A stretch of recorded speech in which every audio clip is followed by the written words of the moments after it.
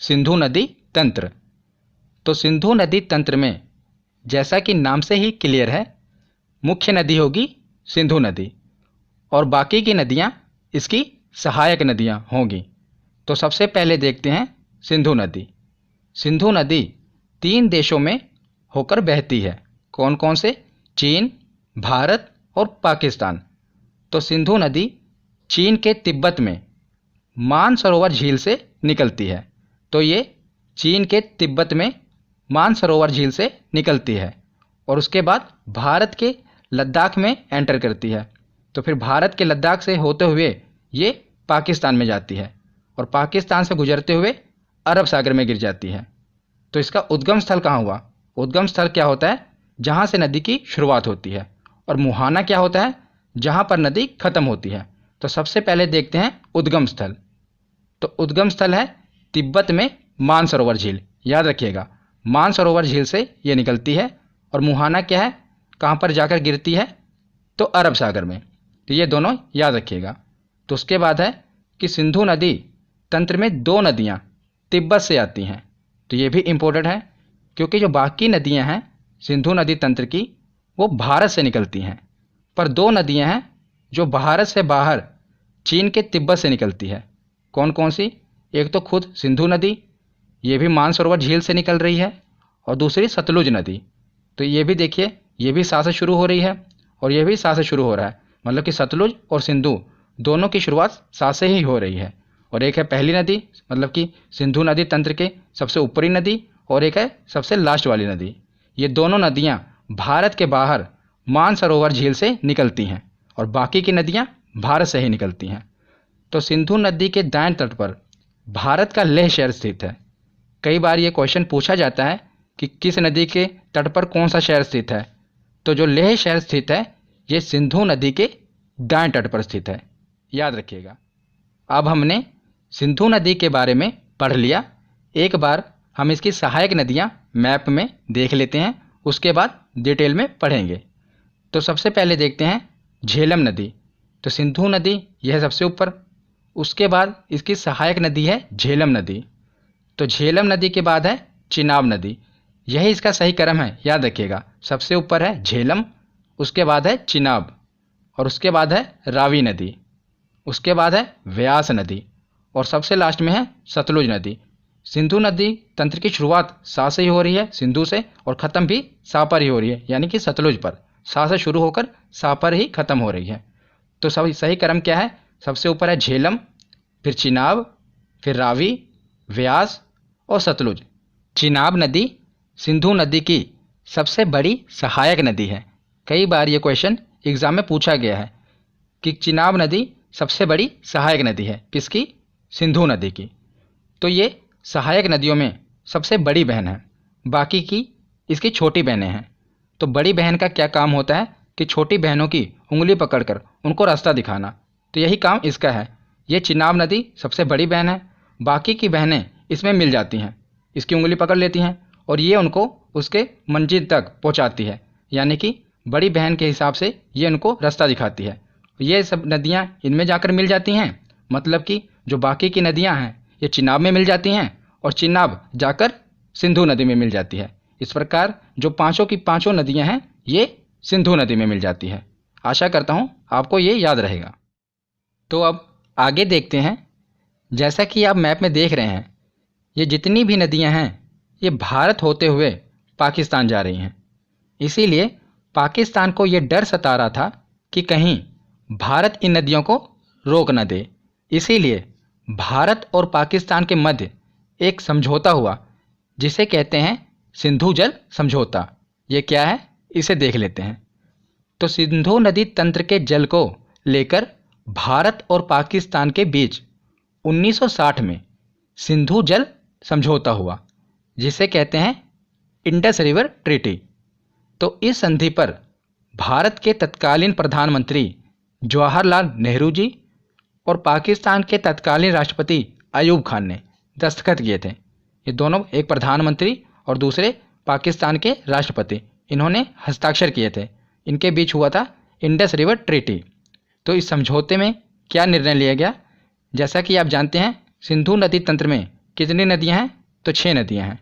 तो 6 नदियों में से 3 नदियों का अधिकार, मतलब कि 3 नदियों के पानी का अधिकार पाकिस्तान को दे दिया गया और 3 नदियों के पानी का अधिकार भारत को दे दिया गया।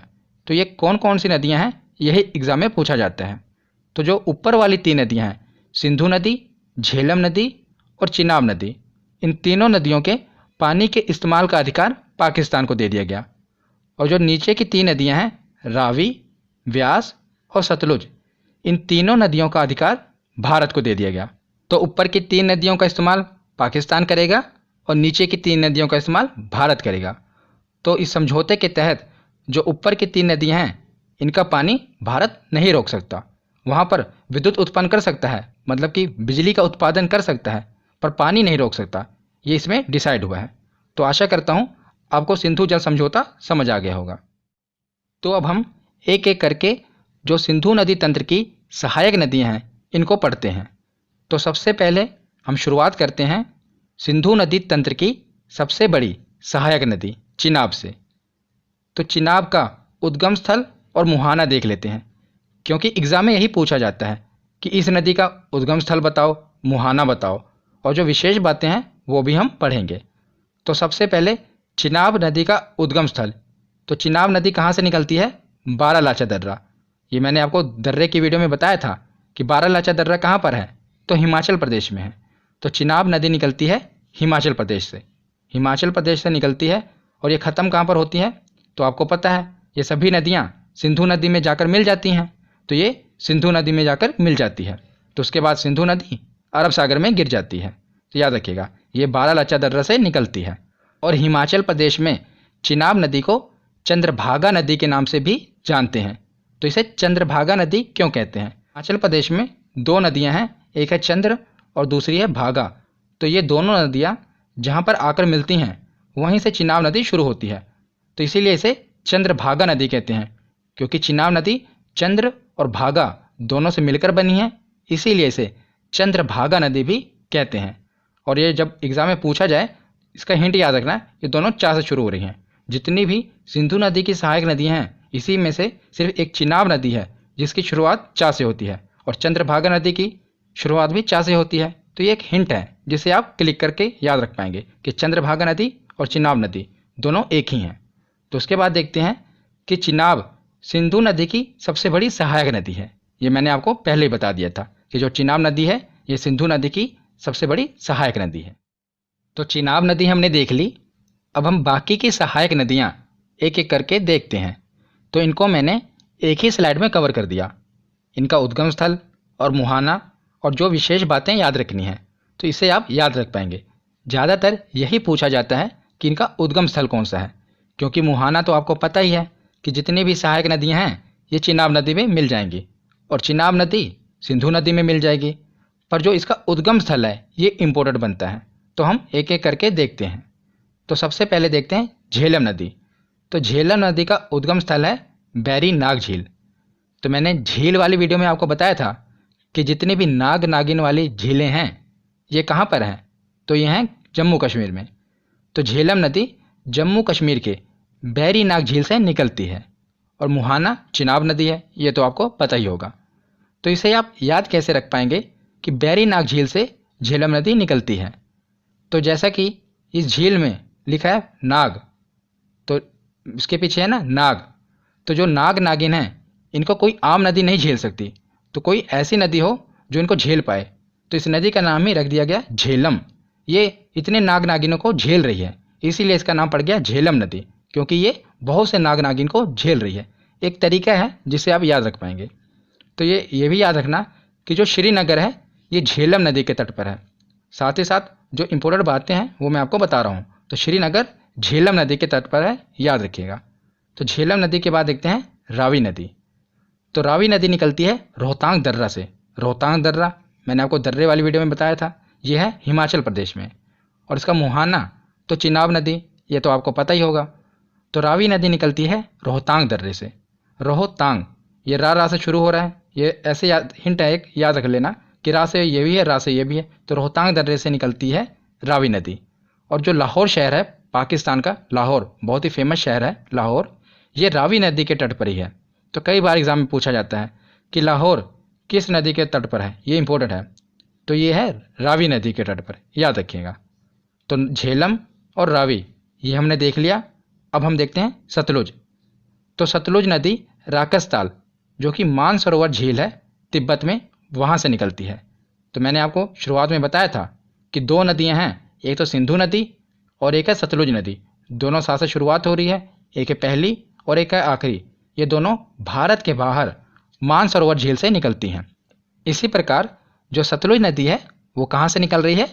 मानसरोवर झील के राकसताल से, याद रखिएगा। तो जो भाखड़ा बांध है ये सतलुज नदी पर है। कई बार एग्जाम में पूछा गया है कि भाखड़ा बांध किस नदी पर है, तो याद रखिएगा सतलुज नदी पर है भाखड़ा बांध।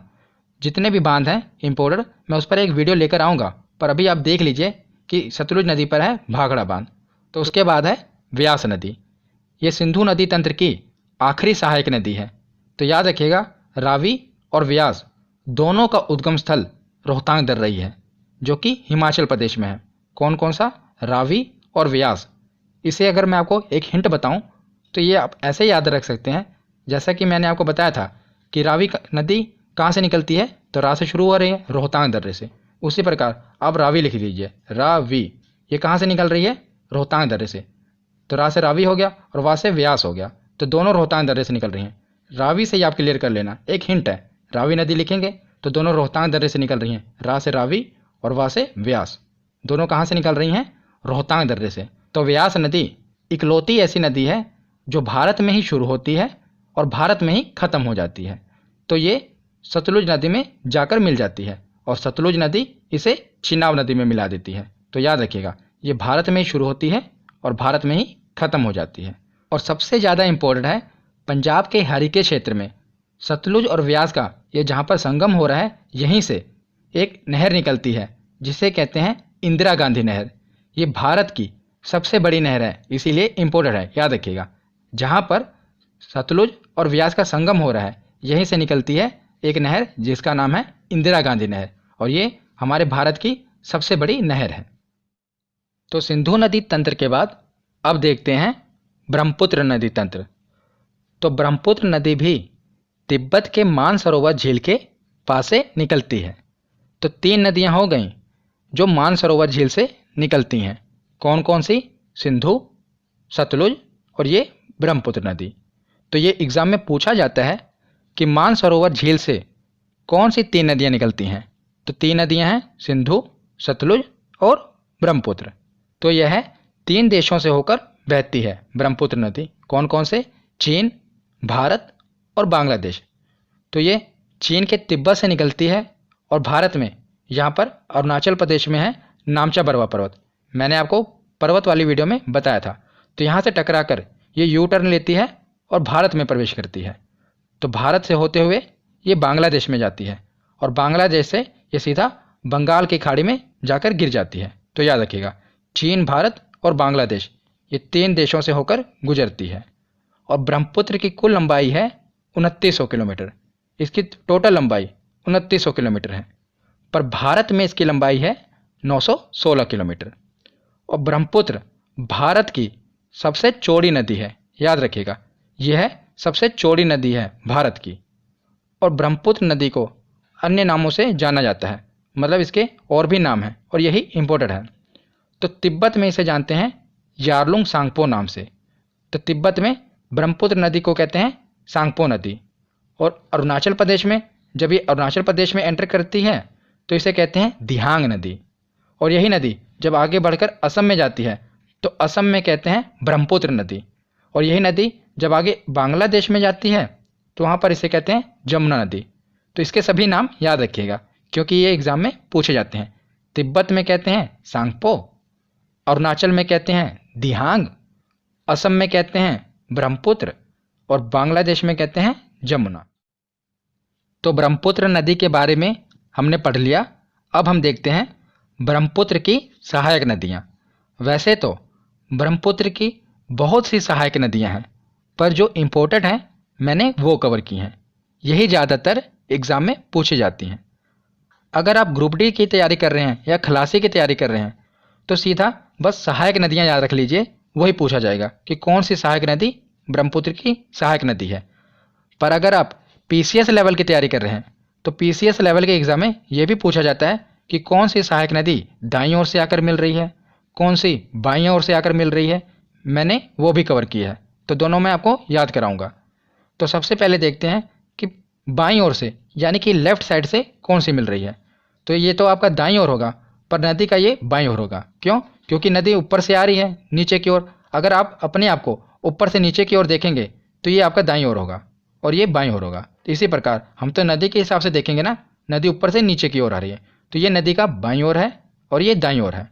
तो सबसे पहले देखते हैं कि बाईं ओर आकर कौन कौन सी सहायक नदियाँ मिलती हैं। तो चलिए बाईं ओर से शुरू करते हैं। तो सबसे ऊपर है दिबांग नदी, उसके नीचे है लोहित नदी। और याद रखिएगा, लोहित नदी को खूनी नदी भी कहते हैं। एग्जाम में पूछा जाता है कि कौन सी नदी है जिसे खूनी नदी कहते हैं, वो है लोहित नदी। और दिबांग नदी और लोहित नदी दोनों इंपॉर्टेंट हैं, ज़्यादातर पूछी जाती हैं। उसके बाद है धनसिरी नदी और उसके बाद है कोपिली नदी। तो ये चारों नदियाँ ब्रह्मपुत्र की सहायक नदी हैं जो बाईं ओर से जाकर मिलती हैं। कौन कौन सी? दिबांग, लोहित, धनसिरी और कोपिली। तो इसे आप याद कैसे रखोगे ये मैं आपको एक कहानी से बताता हूँ। क्योंकि अगर आपको बाईं ओर वाली सहायक नदियाँ पता होंगी तो जो बाकी बची वो दाईं ओर से आएंगी। तो हम बाईं ओर वाली याद रखते हैं। तो चार नदियाँ हैं, दिबांग, लोहित, धनसिरी और कोपिली नदी। तो कहानी क्या है कि जो ब्रह्मपुत्र नदी है ये भारत की सबसे चौड़ी नदी है। इसमें तैरना आसान नहीं है क्योंकि जो इसका प्रवाह है वो काफ़ी तेज होता है और काफ़ी चौड़ी नदी है। तो अगर किसी आदमी को जिसको स्विमिंग ना होती हो उसे इस नदी के पास ले जाया जाए और तैरने को कहा जाए तो उसका दिल जोर से धक धक करने लगेगा। वो डर जाएगा कि भाई मैं कैसे तैर पाऊँगा, इसमें तो बड़े बड़े जो स्विमर हैं वो भी तैर नहीं पाएंगे। तो याद रखिएगा, उसका दिल धक धक करने लगेगा। उसी से हम याद रखेंगे। देखिए, यह है दिबांग नदी और यह है लोहित, दोनों की शुरुआत हो रही है दिल। तो हो गया दिल, यह धनसिरी ध और आगे है कोपिली क। तो दिल धक, दिल धक से आप याद रखेंगे। ये तो आप याद रख लेंगे कि इसकी सहायक नदी हैं, पर अगर आपको ये याद ना रहा कि दाईं ओर से मिलती हैं तो कि बाईं ओर से मिलती हैं, ये कैसे याद रख पाएंगे? तो जो आपका दिल धक धक हो रहा है, आप हाथ लगाइए, दाईं ओर हो रहा है या बाईं ओर, तो आपको पता चल गया होगा कि ये जो दिल है हमारा बाईं ओर है। तो इसे याद रख पाएंगे कि दिल धक धक हो रहा है तो बाईं ओर है दिल, तो ये बाईं ओर से मिलती हैं। तो ये आप याद रख लीजिएगा। तो उसके बाद देखते हैं अब हम दाईं ओर वाली नदियाँ। बाईं ओर वाली याद हो गई, अब दाईं ओर वाली देखते हैं। तो सबसे इम्पोर्टेंट है तिस्ता। तिस्ता नदी जो है ये चोलामू झील से निकलती है। झील वाली वीडियो में मैंने आपको बताया था कि जो चोलामू झील है ये भारत की सबसे ऊंची झील है, सिक्किम में है। तो वहीं से निकलती है तिस्ता नदी और वहाँ से आकर ये मिल जाती है ब्रह्मपुत्र नदी में। उसके बाद है संकोश नदी और उसके बाद है मानस नदी और उसके बाद है सुबनसिरी नदी। तो ये चार नदियाँ हैं, ये मिलती हैं दाईं ओर से, और ये हैं चार नदियाँ, ये मिलती हैं बाईं ओर से।